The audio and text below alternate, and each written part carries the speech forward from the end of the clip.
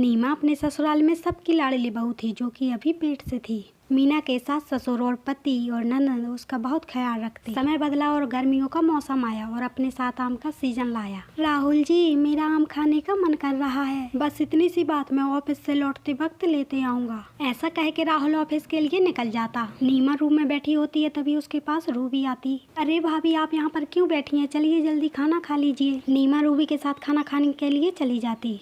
सब लोग बैठकर खाना खा रहे होते हैं और नीमा वहीं आम के सपने देख रही होती। क्या हुआ बहू, तू खाना क्यों नहीं खा रही? अगर तबीयत खराब है तो चल डॉक्टर के यहाँ चल। हाँ भाभी, अगर आप खाना नहीं खाएंगी तो होने वाला बच्चा कमजोर पैदा होगा। माँ जी, मेरा खाना खाने का बिल्कुल भी मन नहीं कर रहा। तो क्या खाना है बहू, तू बता दे मुझे, मैं बना दूंगी। माँ जी, मेरा आम खाने का मन कर रहा है। बस भाभी, इतनी सी बात मैं अभी भैया को कहकर मंगा लेती हूँ। उसकी जरूरत नहीं है रूबी, मैंने बोल दिया था, वो आएंगे तो लेते आएंगे। नीमा वहाँ से चली जाती है और राहुल का इंतजार करने लगती। क्या हुआ बहू, तुम क्यों देख रही है बाहर? माँ जी, ये देखिए ना, ये अभी तक नहीं आए आम लेकर। ओहो भाभी, थोड़ा सब्र रखिए, भैया आते ही होंगे। ये लीजिए, आ गए। अरे भाई, क्या हो गया? पूरी महिला मंडल एक साथ क्यों खड़ी है?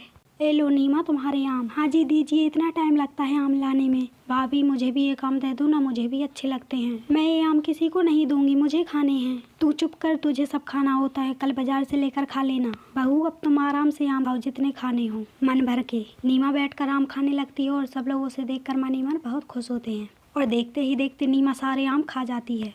माँ जी, राहुल जी, मुझे और आम चाहिए, अभी मेरा मन नहीं भरा। क्या बात कर रही हो नीमा, तुम एक टोकरी आम अकेले खा गई हो, फिर भी तुम्हारा पेट नहीं भरा भी। अरे राहुल बेटा, तू नीमा बहू को मत डांट, ऐसी अवस्था में ऐसा ही होता है। हाँ लेकिन भाभी, अब तो आम नहीं मिलेंगे आज। हाँ नीमा, चलो आज सो जाओ, मैं कल लाऊंगा तो लेते आऊंगा। और ऐसा कहकर सब लोग सो जाते हैं। लेकिन नीमा को कहाँ नींद आने वाली थी, वो तो आम के ही सपने देख रही थी। अब क्या करूँ मैं, कहाँ से आम खाऊं? एक काम करती हूँ, छत पर चली जाती हूँ, इससे आम की बात को मैं भूल जाऊंगी। और नीमा ऐसा कहकर छत पर चली जाती। नीमा छत पर टहल रही होती है ठंडी ठंडी हवा में।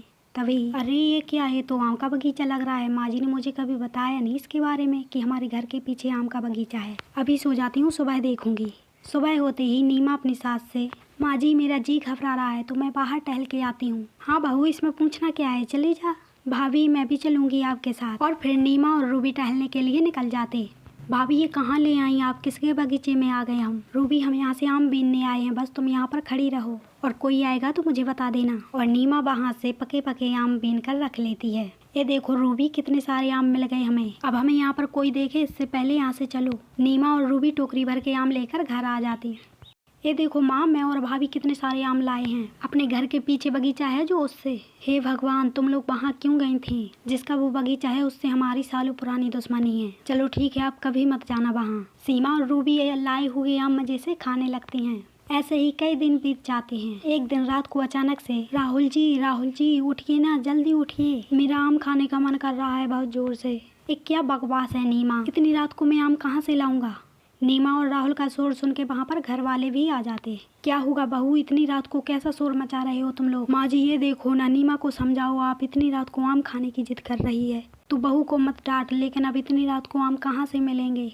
माँ, एक जगह आम मिल सकते हैं, वो पीछे वाले बगीचे से। अब क्या करें, हमारे पास और कोई चारा भी नहीं है। चलो वहीं चलते हैं, जो होगा देखा जाएगा। और सब लोग आम तोड़ने के लिए पड़ोसन के बगीचे में जाने लगते हैं। माँ, तुम और नीमा यहीं पर खड़े रहना, मैं और रूबी जाकर आम तोड़ते हैं। रूबी और राहुल जाकर आम तोड़ लेते हैं। एक टोकरी को आमों से फुल भर कर लाते।